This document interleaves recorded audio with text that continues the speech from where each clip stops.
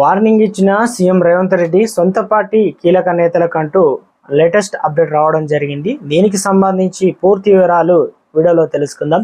వీడియోని స్కిప్ చేయకుండా కంప్లీట్గా చూసినట్లయితే అప్పుడే అర్థమవుతుంది. అదేవిధంగా ఇంకెవరైనా సరే మన ఛానల్ సబ్స్క్రైబ్ చేయకుండా చూస్తున్నట్లయితే వెంటనే ఛానల్ సబ్స్క్రైబ్ చేసుకోండి. ప్రభుత్వం నుంచి వచ్చే లేటెస్ట్ అప్డేట్ అందరికంటే ముందుగానే మీ ఫోన్ నోటిఫికేషన్ రూపంలో అందించడం జరుగుతుంది. చూస్తున్నారు కానీ లైక్ చేయడం మర్చిపోతున్నారు. దయచేసి లైక్ చేయండి. లేట్ చేయకుండా మనం వీడియోలోకి అయితే వెళ్ళిపోదామండి. విపక్ష నేతలను టార్గెట్ చేయడానికి హైడ్రాను ప్రభుత్వం తీసుకొచ్చిందనే విమర్శలకు ఫుల్ స్టాప్ పెట్టేలా యాక్షన్ ప్లాన్ రెడీ అవుతుంది. చెరువులను ఆక్రమించి అక్రమంగా నిర్మాణం చేసిన ఎవరైనా వదిలే ప్రసక్తి లేదని స్వయంగా సీఎం హెచ్చరించడంతో సొంత పార్టీ నేతలు ఎలాంటి చర్యలు ఉంటాయనేది ఆసక్తికరంగా మారింది. ఇప్పటికే ఎమ్మెల్యే దానం నాగేంద్ర, కాంగ్రెస్ నాయకుడు పల్లం రాజు సోదరుడు పల్లం ఆనంద్ భవనాలను, షెడ్లను కూల్చివేసిన హైడ్రా రానున్న రోజుల్లో మరికొందరికి అధికార పార్టీ లీడర్లను కట్టడాలను నేలమట్టం చేయనుంది. ఇందుకు మానసికంగా సిద్ధంగా ఉండాలని కాంగ్రెస్ నేతలకు ముఖ్యమంత్రి రేవంత్ రెడ్డి స్వీట్ వార్నింగ్ సంకేతం ఇచ్చినట్టు తెలుస్తుంది.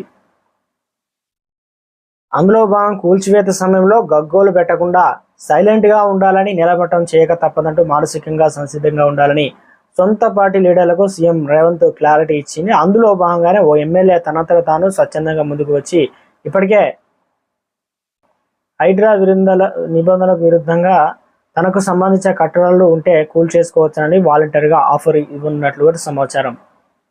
సీఎం దృష్టికి హౌస్ లిస్ట్ అయితే ఉందన్నమాట. ఇప్పటికే సొంత పార్టీ చెందిన ఏ లీడర్లు ఫామ్ హౌస్లు, గెస్ట్ హౌస్లు, విల్లాలు, విలాసవంతమైన భవనాలు ఉన్నాయో సీఎం దృష్టికి వెళ్ళినట్టు చర్చ జరుగుతుంది. అక్రమ నిర్మాణాలు సొంత పార్టీ లీడర్లు అయినా ఇతర పార్టీ లీడర్కి చెందిన వారైనా ఓకే నిబంధనలు అనే మెసేజ్ను ప్రభుత్వం పంపాలనుకుంటే అందులో భాగంగానే కూల్చివేత సమయంలో హైడ్రాకు ప్రభుత్వానికి వ్యతిరేకంగా వివరించొద్దంటూ సొంత పార్టీ లీడర్లకు సీఎం సున్నితంగా అర్థం చేయించినట్లు కూడా తెలుస్తుంది.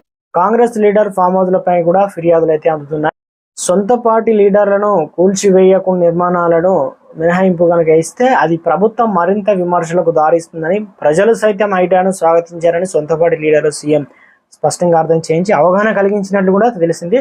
సొంత పార్టీ లీడర్ల కట్టడాలను సైతం నేలమట్టం అయ్యేదనేది ప్రభుత్వ నిష్పక్ష పాత విధానం అని దానికి ఎవరు కూడా అడ్డు చెప్పొద్దనే విధంగా సొంత పార్టీ నేతలకు స్వీట్ వార్నింగ్ ఇచ్చారు. మరి సీఎం ఎంతకాలం ఉంటారు కుర్చీలో, ఇప్పటికే పులి మీద స్వభారి అన్నట్టు నిప్పు పట్టుకున్నారు. ఆ విధంగా ప్రతిపక్షాలు అయితే గగ్గోలు పెడుతున్నాయి.